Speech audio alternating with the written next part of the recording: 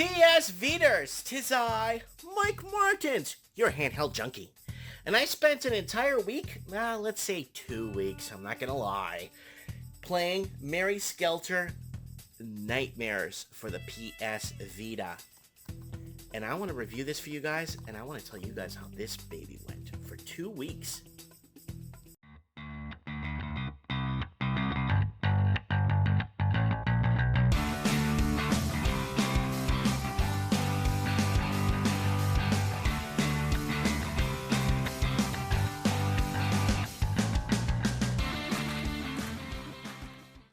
Escape the living jail before nightmares consume you in this dungeon RPG.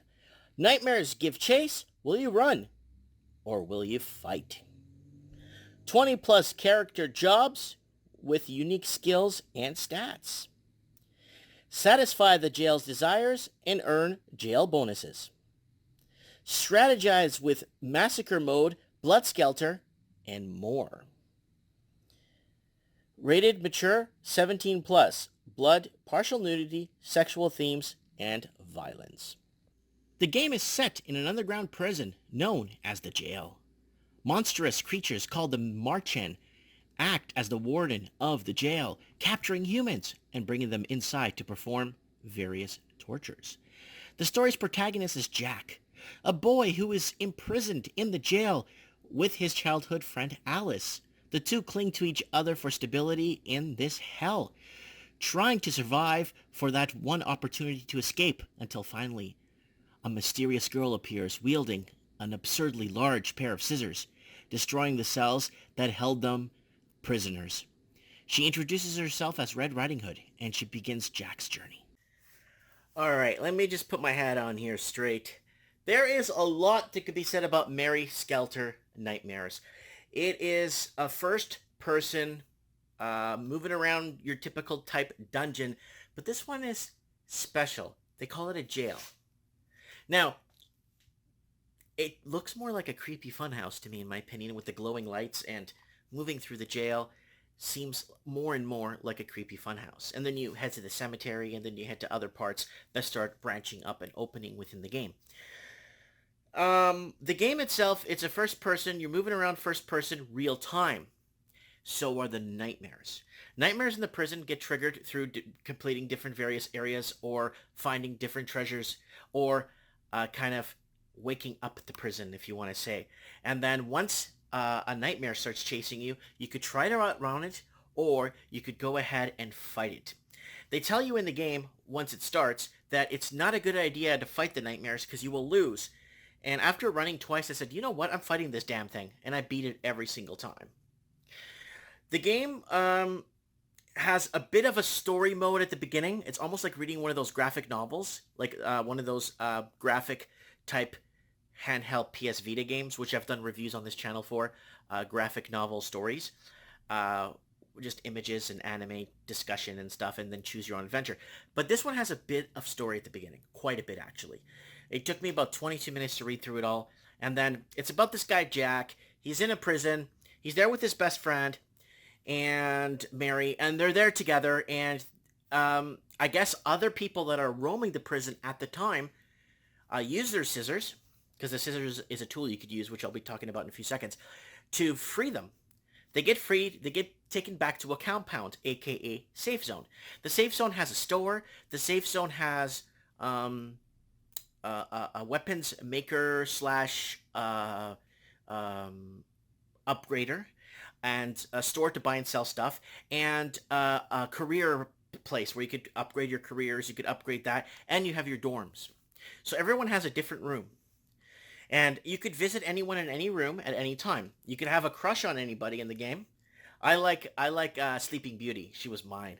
I kept buying her stuff for her room. I bought her a desk. I bought her wallpaper. I bought her all kinds of stuff so the love level will grow. So you could create that in the game too. You could create a relationship status, if you like to call it that. And you know how the Japanese are when it comes to creating animated relationships. It's very interesting how they kind of play it into this game. So, you got your dorms, you got your place to store in your closet. So when you start running out of space to hold things, you have storage. And the cool thing is when you're in the marksman or the craftsman, you can actually repair your stuff that's in storage. So if you have something in storage and you're saving up to fix it, you don't have to have it on you or with you on person. It could be in storage for you to upgrade and fix it if you choose to. Then you get these little diamonds that you collect through the dungeon, like emeralds, pearls, rubies, sapphires, all kinds of colors. And with those ones, they start collecting in your inventory. You start seeing them top to bottom. Then once you go into master your skills, you go into skills master, and it allows you to upgrade your lightning attack. Then it lets you upgrade multiple heal, group heal. It starts unlocking more and more potential abilities you could have on your characters. Now, you unlock more characters as you go through the game. And I noticed that the game gets more and more involved the deeper you go. The more and more things you can start doing, the more and more trades you could trade to. You could get different positions, like different job positions that allow you to do different things. I keep it at the standard level with your one healer, your one melee, your one ranged, your like all that stuff. I like to keep it balanced, and I keep it as is. Now, everybody has a specific special trick. And on the right thumbstick, you could move around, and not move around your person, but you could move around to select your different person as you're walking through the dungeon. It's kind of hard to explain. So on the right side, you right click, right move to left, right, and then you're going to choose a character. One has scissors that allows you to cut through things. Another one throws bombs. Another one throws arrows. And every other ability, and rabbit holes.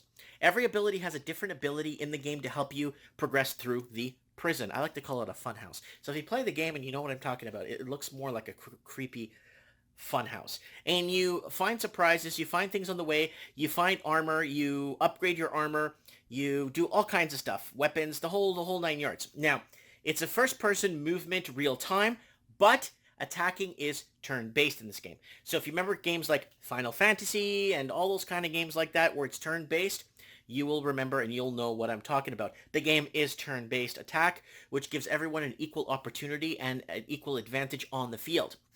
There is times when the enemy might bump into you and they get first strike. So make sure you're properly healed before you start roaming around too far away. You could lay rabbit holes to let you go back to the start of the dungeons and stuff. You could also buy a teleporting device. I recommend to always have 5 teleporting devices on you no matter what to let you go back to the safe zone if you need to exit the prison to get you back there. And then you start creating save points in the game where it takes you to further out in the game, so you don't have to worry about it's got a screen selection, like a selection of the city, where once you unlock the graveyard and then you unlock the school grounds, you start unlocking things. It's very easy for you to just go to it from your safe zone. You don't have to go walk through all those other areas because everything else got unlocked. Murder mode or Skelter mode or crazy mode, well, what happens is when there's enough blood from the enemies that splatter onto your characters, you could lick the blood off yourself from your enemies' blood on you. You can lick it off to help heal yourself, and or you're in this rage mode and you attack with high levels of attacks. You start one-shotting these huge creatures like 2, 3, 4, 500 damage because you're in this Skelter crazy mode. So watch out for that when you're in that mode. Your one guy in the game, Jack, he's got this special gun that collects blood. And what he uses with that gun is remove people from Skelter mode or in high mode so that they don't end up hurting themselves or others in the group. It's kind of weird how it sets out, but once you play the game, you'll kind of understand what the whole theory is behind that. And waking up the prison and getting it to fight sometimes is a way to unlock the next level too. The game is very long. The game actually, I spent 2 weeks on the game, and I'm not even nearly halfway through. I'm nearly nowhere halfway through. All my characters are in the mid-20s. I got them up to the mid-20s. The game has a lot of surprises, lots of things to unlock, lots of quick moving and dashing skills. You need to get used to some dashing in the game so you could reach these stupid doors they do all the time where you got to pull a lever. Okay, the door opens on the other side of the prison, and you got X amount of time before that door closes. I hate doing that. I hate having to do that kind of stuff, but I don't mind the jumping stuff. once in a blue moon. I don't mind walking over spikes and timing it and stuff like that. But when it's to race to certain doors to open them, it kind of leaves a bad taste in my mouth. But the game overall, it is a one-player game. It does use a bit of the touch screen, but it does involve a little bit of knowledge of upgrading, understanding upgrading, and it does require a little bit of knowledge of turn-based abilities and how to set your members up for the best fight. Like, you got to set them up for the best fight. You will always want a healer in there. You're always going to want someone in melee to do huge damage. You're going to want someone in range. You're always going to want something and something. You're always going to want a wizard that could perform like arcane spells on everybody and bring them all down or put him to sleep. This game has it all. There's a lot to unlock, and if you take your time with it, it'll take you a good 1 month to burn through this, but really nicely burn through it. Take your time, explore all the different areas in the prison system, or the prison itself, and the what do you call it, the graveyard, and all the other places that you start unlocking. Take your time with it. The game does have a lot of potential. Anyways, guys, I wanted to put this Mary Skelter Nightmares. I wanted to throw this out there because the game is phenomenal. It does, like I said, it does require a bit of knowledge of turn-based, because they don't teach you that in this. So you got to know turn-based battle, and you have to understand how to balance your characters out, because they don't teach you this in any tutorials. So you got to know your stuff. Thanks for watching, and let me know. Hey, this is Mike Marchens from the Handheld Junkie. Please like, subscribe, and share this video to support our transmission. Thanks for watching. I really appreciate the support. Look forward to reading your comments below, and comment below if there's a specific handheld game you want me to review. Thanks for watching.